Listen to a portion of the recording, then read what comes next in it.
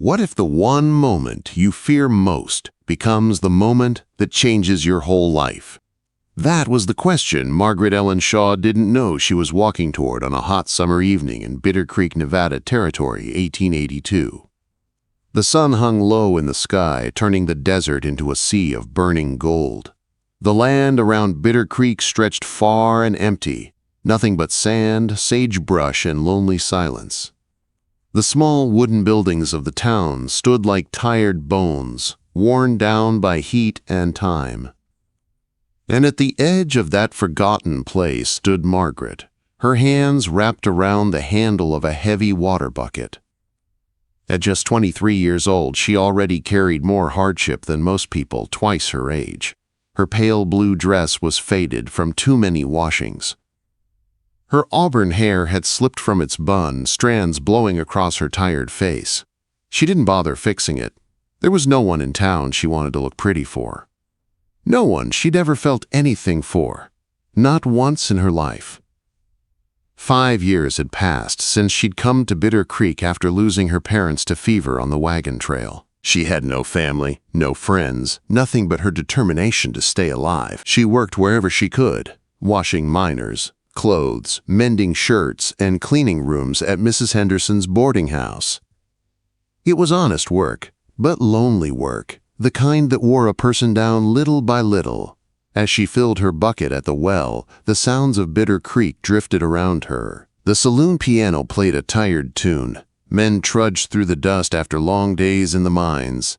Horses stamped their hooves in the heat. Everyone knew everyone here, and everyone belonged to someone. Everyone except Margaret. Evening, Miss Shaw called Tom Garrett, the blacksmith's son. He was kind, strong, and many women in town thought he was good husband material. But Margaret felt nothing when she looked at him. Not even a spark. Tom had once brought her flowers. She had thanked him kindly, but the truth was simple. Her heart felt empty, like the dry earth under her feet. She didn't know if that emptiness would ever change. She carried her water back to the boarding house, a worn 2-story building with peeling paint and a porch that sagged under the weight of the years. Mrs. Henderson waited outside, hands on her hips and eyes sharp enough to cut through steel. "Took you long enough," she snapped. "Guess we'll be wanting wash water soon. And lock the doors tonight. There's been talk." "What kind of talk?" Margaret asked.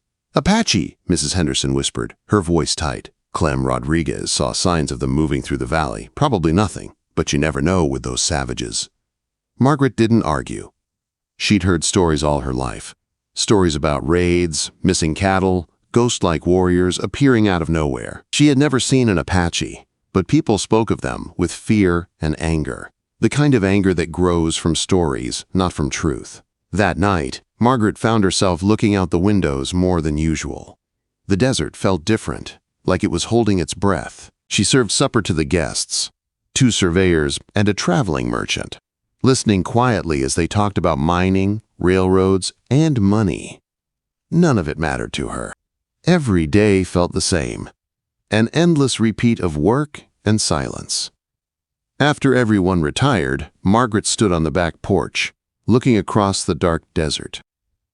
The moon hung high above the mountains, lighting the land in silver. Coyotes howled in the distance. The wind carried the scent of sand and faraway rain. For a moment, she felt the weight of her loneliness press deep in her chest. She had no husband, no children, no family, no love. Sometimes she wondered if she even knew how to love, or if the years of struggle had emptied her heart beyond repair. "Lord," she whispered into the darkness, "is this all there is?" Quote. No answer came, only the soft wind passing through the sage. Morning arrived with news that shook the whole town. A supply wagon had been found overturned, its drivers missing. Sheriff Watson returned with a posse and grim faces. "Apache sign all around," he announced. "Tracks heading north. I've sent word to Fort Buchanan." Fear spread fast. Women pulled their children close. Men checked their rifles. Even the piano in the saloon went quiet. By afternoon, riders thundered into town shouting about smoke signals in the hills. Panic broke loose. People ran for their homes. The bank closed early.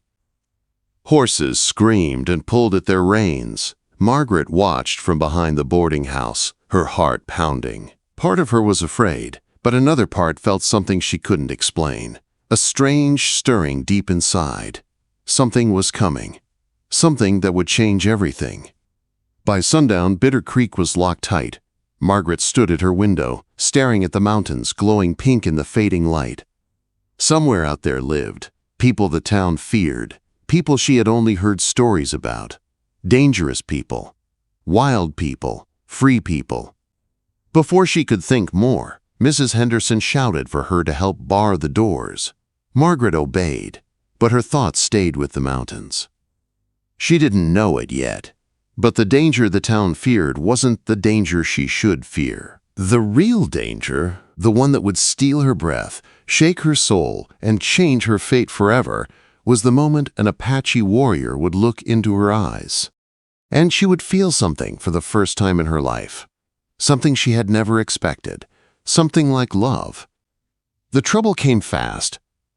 Faster than anyone in Bitter Creek could understand. Margaret was loading flour into the boarding house wagon late that afternoon when she heard a sound that turned her blood cold. Hooves, many of them. Then the sharp crack of gunfire. Screams followed. Margaret froze beside the wagon, the sack of flour slipping from her hands and bursting open across the dirt. Riders burst into town from the east, their faces covered with cloth, their clothes painted and decorated to look like Apache warriors. They fired into the air, shouting, creating chaos. People ran in every direction, women grabbed children, men dove for cover. Horses bucked and tried to escape, their reins snapping. "They're robbing the bank!" someone shouted.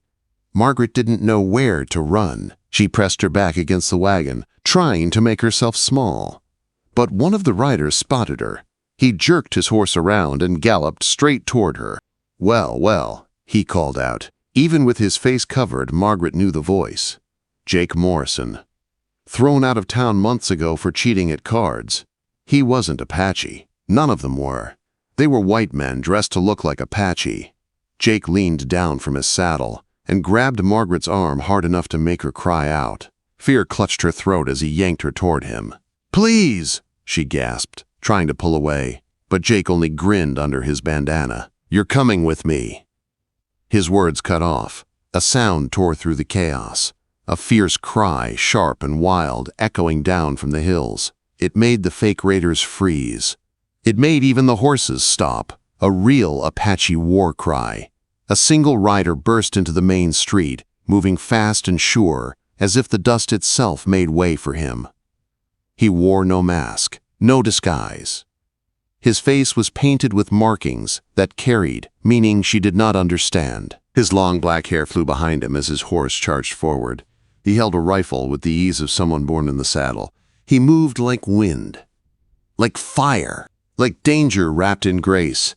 His dark eyes swept the street, taking everything in. They landed on Margaret, on Jake's hand, gripping her arm, on her fear. Everything changed in a heartbeat. The Apache warrior lifted his rifle, aimed and fired. Jake shouted, grabbing his shoulder where the bullet had grazed him. Margaret stumbled back, free at last. Before she could move, the warrior was there. He swung off his horse in one smooth motion and placed himself between her and Jake. Up close, he was breathtaking. Strong jaw, high cheekbones, eyes as dark as obsidian, a presence that held power without saying a single word. Jake cursed. "This ain't your fight, savage." The Apache didn't answer, but the stillness in his body said everything. He would die before he let Jake take her. Jake pulled his pistol, desperate and shaking. The Apache moved faster. His knife flashed like silver lightning. In one motion, he knocked Jake's gun from his hand. It hit the dirt with a thud. Before Jake could react, more Apache war cries echoed across the valley. Real warriors rode into Bitter Creek, charging down on the fake raiders. Panic broke among Jake's men. They scattered fast, fleeing the town they'd hoped to rob. Jake backed away, fear replacing his bravado. The Apache warrior took a step toward him.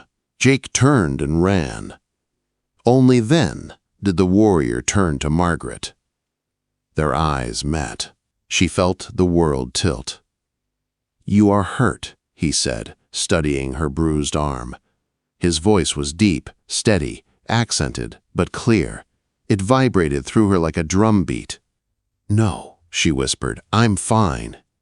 He didn't seem convinced, but he stepped back as townspeople started emerging from hiding. Voices rose. Sheriff Watson shouted orders. Horses cried. Dust settled. The warrior moved toward his horse, but before he mounted, he turned back to look at her one more time. "Be careful," he said. "Bad men wear many faces." Then he was gone, galloping toward the hills, disappearing into the rising dust. Margaret stood frozen, her heart pounding at her chest.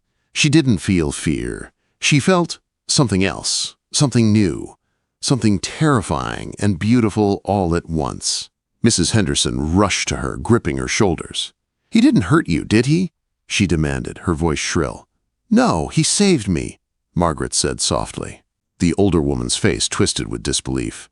"Don't you dare say that! Savage or not, he's Apache!" "He saved me," Margaret repeated, her voice firm. "Jake Morrison was going to take me." Mrs. Henderson stumbled back as if slapped. Around them, the town argued loudly. Some had seen the truth. Some refused to believe it. No one listened to Margaret, except to judge her. But she hardly heard them. Her eyes were still on the mountains, on the place where the Apache warrior had disappeared. That night, she stood at her window long after the boarding house had gone silent. She looked out at the silent hills, glowing silver under the moon. Somewhere out there, he was riding through the night. Did he think of her? She pressed her hand to the bruise Jake had left on her arm and thought only of the Apache's eyes. The way he'd stood between her and danger. The way he looked at her like he could see right through her emptiness. She had never loved any man. But something had awakened in her today. Something strong and wild and impossible to ignore. She didn't know his name. She didn't know why he'd saved her. She didn't know if she would ever see him again. But she knew one thing with painful clarity. She wanted to. She wanted to more than she had ever wanted anything. Margaret woke the next morning with one thought burning through her chest. She needed to see him again. She didn't know how. She didn't know why. But ever since the Apache warrior had looked into her eyes, something inside her had changed forever. 3 days passed, in uneasy silence. The army increased patrols. The townspeople whispered behind her back, calling her bewitched, calling her foolish, calling her worse. And when she defended the Apache to Mrs. Henderson, the older woman threw her out of the boarding house. So Margaret packed the little she owned and walked away with her head high. It didn't matter anymore. None of this town mattered. Only he did. She found an abandoned shack at the edge of Bitter Creek, and she stayed alive by taking in a little washing. But her heart was somewhere else. Her heart was in the mountains. Her heart was with the dark-eyed warrior who had saved her without hesitation. Then one afternoon, a sandstorm rolled across the valley so fast, Margaret didn't have time to run. The wind screamed, pulling at her dress, blinding her with grit. She stumbled through the dust, choking, unable to breathe. Just when she felt her knees give out, strong hands grabbed her. He pulled her close, wrapped something around her mouth, shielded her body with his. She didn't have to see his face. She knew. Nietzsche. He half-carried her through the violent storm until they reached a shallow cave under a ledge of rock. The howling wind faded into a distant roar.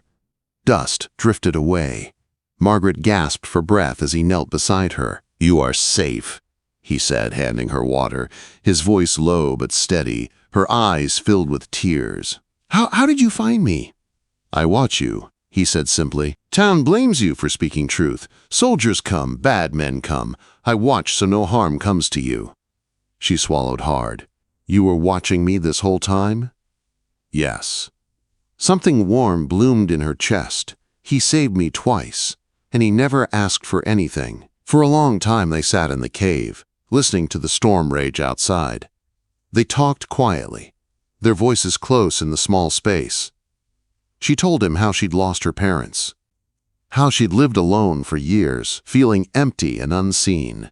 Nietzsche listened with deep, steady eyes. "My wife and son died 3 winters ago," he said quietly. "Sickness from white men's camps. Since then, I fight, because fighting is all I have. But when I saw you that day, the empty place inside me changed." He looked down, almost ashamed of the truth spilling out. "I do not understand it, but I feel it." Margaret trembled. No one had ever spoken to her like that. No one had ever seen her like that. Before she could answer, the storm faded away. Quiet fell. Nietzsche helped her to her feet and guided her down the hill. At the base of the ridge, they had to part. "You must not come back to the hills," he warned. "Soldiers are everywhere." She reached for his hand. "Will I see you again?"